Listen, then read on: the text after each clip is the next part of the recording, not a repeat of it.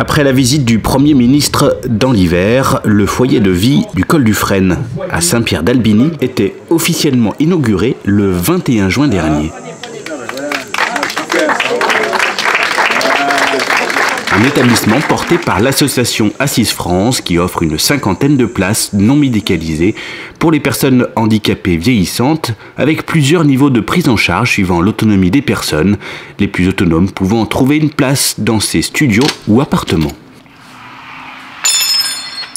Il faut quand même que les personnes soient d'une certaine autonomie par rapport aux appartements et studios, puisqu'elles confectionnent leurs repas le soir.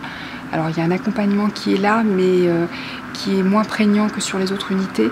Donc le soir et le matin pour les petits déjeuners, il faut effectivement qu'elles soient en autonomie. Donc voilà, il faut qu'elles soient en capacité de pouvoir faire leur petit déjeuner et leur repas le soir. Initié il y a près de 15 ans, ce projet a notamment pu voir le jour grâce à la forte implication du département de la Savoie, une collectivité qui fait de la prise en charge du handicap une priorité. Ça fait maintenant quelques temps que les actions en faveur des personnes handicapées sont le premier budget de solidarité du département. Et c'est pas par hasard, c'est tout simplement parce que nous pensons que c'est, comme je le disais, notre honneur.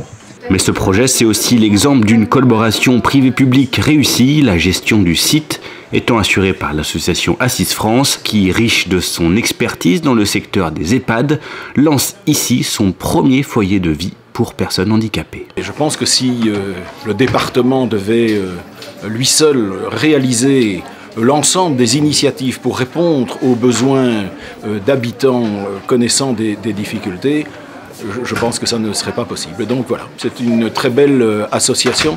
Et donc les deux sont indispensables. Un opérateur associatif privé ne va jamais y arriver seul, sans l'aide des pouvoirs publics, sans le financement. Sinon, alors, le prix de séjour réclamé aux résidents sera trop élevé. Et donc ce ne sera plus à la portée de monsieur et madame tout le monde. Le département a toujours eu la volonté de répondre au mieux, d'aller plus loin que ce que la loi lui impose et de répondre au mieux aux besoins des Savoyards, notamment ceux en situation de fragilité, ceux qui sont porteurs d'un handicap, a fortiori d'une déficience intellectuelle et qui sont âgés de plus de 40 ans. Donc il y a eu une belle rencontre qui s'est opérée au début des années 2000 où on se disait que le besoin existait et on avait un porteur de projet en l'association Assise France.